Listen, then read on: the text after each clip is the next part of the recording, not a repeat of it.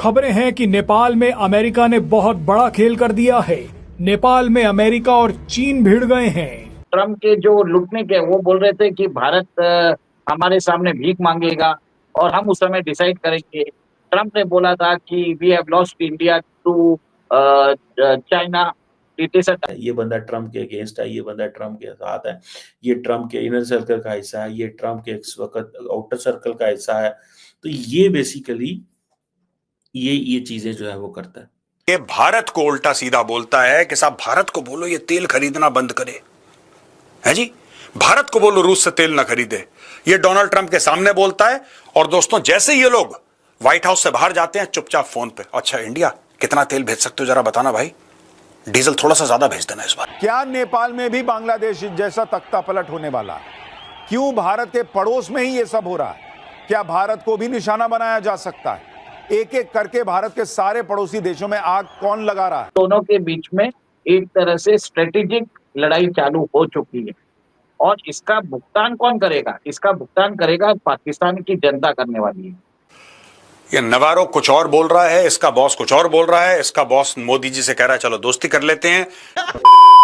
बात करेंगे, ये तो ट्रम्प की आदत है कि वो एकदम से यू टर्न ले लेते हैं। ठीक है, अगर मोदी की बात करें तो भाई मोदी ने उसको बहुत अच्छा रिप्लाई दिया है कि ठीक है अगर अमेरिका चाहता है इंडिया के साथ रिलेशन बेस्ट करना तो हमें कोई प्रॉब्लम नहीं है, क्योंकि यही एक अच्छे लीडर की बात होती है कि जहाँ से उसको अपनी कंट्री का फ्यूचर नज़र आ रहा है, जहाँ से उसको पता है कि भाई अमेरिका एक सुपर पावर है। ठीक है, अगर उसके साथ इंडिया के रिलेशन बेस्ट होंगे तो वो भी तरक्की करेगा, क्योंकि अब इंडिया को अमेरिका की ज़रूरत नहीं है, लेकिन अब मुझे लगता है कि अमेरिका को इंडिया की कहीं ना कहीं ज़रूरत है। जिस तरह से एक नया लाए सामने आ रहा है, चाइना हो गया, रशिया हो गया, इंडिया हो गया, तो इससे भी ट्रम्प कहीं ना कहीं डरा है। मुझे लगता है ट्रम्प को ये बात किसी ने जाकर बताई है कि देखो तुम इंडिया जैसी कंट्री के साथ पंगा ले रहे हो, उनको तुम्हारे टैरिफ लगाने से, उनको तुम्हारे सैंक्शन लगाने से, उसको तुम जिस तरह से वो इंडिया को डेड इकोनॉमी बोलता है उनको कोई फ़र्क नहीं पड़ रहा। तो बेहतर यही है कि मोदी ने तो तुमसे बात करनी नहीं, तो तुम ही ऐसा पॉजिटिव मैसेज दो ताकि वो खुद तुम्हें रिप्लाई करने पर मजबूर हो जाओ। और आज वो मोदी ने कर दिया, क्योंकि मोदी उसकी बात को सीरियस नहीं ले रहा था। उसने कितने इंटरव्यूज़ दिए, उसने कितने ट्वीट्स बता दी, लेकिन मोदी बिल्कुल चुप था, खामोश था, क्योंकि हर चीज़ का जवाब देना मुनासिब नहीं होता। इंसान को वो आंसर देना चाहिए जिससे उसकी कंट्री के लोग उसको अप्रिशिएट करें। और आज हर तरफ दोबारा इंडिया की वाह हो रही है, पहले भी हो रही थी, अब भी हो रही है। और मैं ये बोलूँगी इसमें इंडिया को तो कहीं फ़ायदा नहीं है, लेकिन हाँ यूएसए में जो ट्रम्प की एक इमेज बनी थी ना, नेगेटिव इमेज। मोदी की रिप्लाई की बात की उन्होंने बोला हाँ मैं भी चाहता हूँ कि इंडिया के और यूएस के रिलेशनशिप पॉजिटिव रहें और आगे फॉरवर्ड जाएं, तो कहीं ना कहीं ऐसा लग रहा है कि ये दोनों फिर से यूनाइट हो जाएंगे।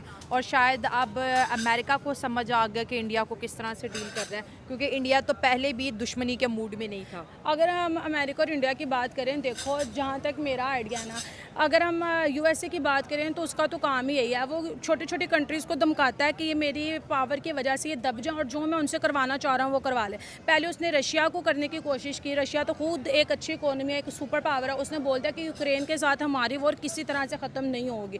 फिर ट्रम्प ने बोला कि यार हम मोदी को बोलते हैं, क्योंकि रशिया और मोदी आपस में बेस्ट फ्रेंड हैं, ठीक है, उनके आपस में ऑयल से भी रिलेटेड चीज़ें चलती रहती हैं। मोदी ने भी बोल दिया कि अगर तुम मुझे ऑर्डर दे रहे हो तो ऑर्डर तो हम किसी का नहीं मानते, उन्होंने भी उसको इनकार कर दिया। उसने इतने बड़ी चीज़ें हमें इंडिया पे लगा दी, लेकिन उससे इंडिया को कोई फ़र्क नहीं पड़ा। फिर उसने सोचा होगा कि नहीं यार ये तो मेरे काबू में आ नहीं रहे, अब मैं ऐसे करता हूँ, मैं ना सॉफ्ट तरह से इनको अपने काबू में लाने की कोशिश करता हूँ। तो अगर अमेरिका की बात करें यार, यहाँ पे उसने भी एक अच्छी गेम चली है, देखो मोदी ने उसको रिप्लाई कर ही दिया।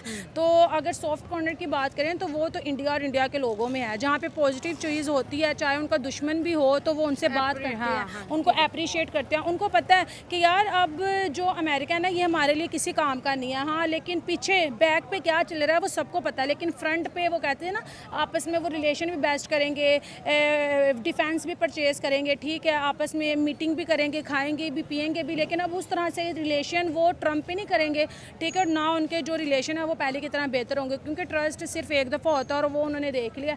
जिस तरह से भी ट्रम्प आए, कहीं ना कहीं ये जो कॉन्फ्लिक्ट ऑफ इंटरेस्ट है पाकिस्तान के अंदर दो भाग हो चुके हैं। अब पाकिस्तान के अंदर कोई ऐसा कोई रहा नहीं है कि वो इंडिपेंडेंट स्टेट है। वहां पे मल्टीपल मतलब रूलर्स है जो इन्फ्लुएंस रखते हैं इधर अमेरिका पे, या उनका इन्फ्लुएंस है चाइना पे, या किसी का इन्फ्लुएंस रहेगा रेडिकलाइज एलिमेंट से। ये जो थर्ड एलिमेंट की बात कर रहा हूँ, रेडिकलाइज एलिमेंट, वो एक तरह से सोया हुआ है, वो देख रहा है कि हमें क्या से फायदा हो सकता है। और वो जो रेडिकलाइज एलिमेंट है वो अपनी जो इंस्पिरेशन है वो एंटी अमेरिका भी है, एंटी चाइना भी है। अब वो चाहेगा कि पाकिस्तान के न्यूक्लियर वेपन्स वो अपने हाथ में ले ले। सबसे बड़ा डर पाकिस्तान को वो होना चाहिए। अभी चाइनीज इन्फ्लुएंस और अमेरिकन इन्फ्लुएंस नजर आ चुका है।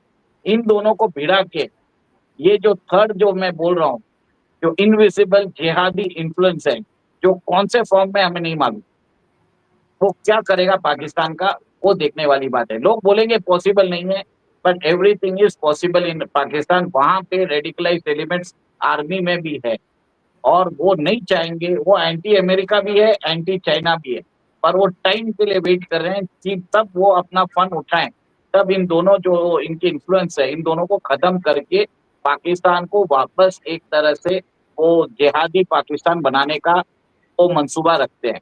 ये होगा जिहादी पाकिस्तान तो है, इसमें क्या मंसूबा? नई बात, ये कौन सी नई नहीं। बात है? अभी देखिए, उसका जो कैरेक्टर है वो अभी जिहाद की है, पर डिक्लेरेशन नहीं है। अभी भी हम देखते हैं वहां पे अमेरिकन इन्फ्लुएंस है, चाइनीज इन्फ्लुएंस है, क्योंकि पैसे आ रहे हैं। पैसे जब तक आते रहेंगे ये इन्फ्लुएंस दिखेगा नहीं। जिस दिन पैसे या कुछ खत्म होते हुए नजर आएगा, you will see all this happening. अब इसकी पुष्टि हो गई है, क्योंकि आसिफ मुनीर एक तरह से अमेरिका के हो चुके हैं। शहबाज शरीफ फैमिली जो है उसको चाइना ने बाई कर लिया। बात होती है कि भुट्टो फैमिली क्या करेगी, अब इमरान खान का क्या होगा, सबसे बड़ा बात वो है। अब देखिए, पाकिस्तान में बहुत सारे फॉर्मेशन है, ये लोग भी है जिनका कहीं ना कहीं क्लाउट है, तो इनको भी एक तरह से कोई भी बाई कर सकता है। अभी तो रशिया घुसा भी नहीं है, और आपने देखा है कि रशिया को शहबाज शरीफ अभी रशिया भी जाने वाले हैं। वो रशियन प्रेसिडेंट से भी मिले थे, पुतिन से। तो रशिया भी अपना गेम खेलेगा, वो भी पाकिस्तान के अंदर अपने एसेट्स को, पॉलिटिकल लीडरशिप को कल्टीवेट करेगा, जिससे पाकिस्तान के अंदर वो चाइनीज और अमेरिकन इन्फ्लुएंस को काउंटर कर सके। सऊदीज भी है, देखिए पाकिस्तान के अंदर सिर्फ अमेरिका और चाइना नहीं है, वहां पे सऊदीज भी रहेंगे, वहां पे इरानियंस भी रहेंगे, वहां पे रशियंस भी रहेंगे। अब इंडिया को क्या करना पड़ेगा, इंडिया किससे अपना काम करा सकता है, हमें वो देखना है। वो छोड़ दीजिए, वो हमारी फॉरेन अफेयर्स देख लेगी। हमें पाकिस्तान में जो काम कराना है वो हमारी फॉरेन अफेयर्स को मालूम है। लेकिन पाकिस्तान का आपको क्या लग रहा है, पाकिस्तान का क्या होने वाला है? जो बैल्कनाइजेशन है वो होगा, पाकिस्तान का बंटवारा होगा, फिर बलूचिस्तान, सिंध, ये जो नेशंस हैं ये अपने मूवमेंट चला रहे हैं आज़ादी के।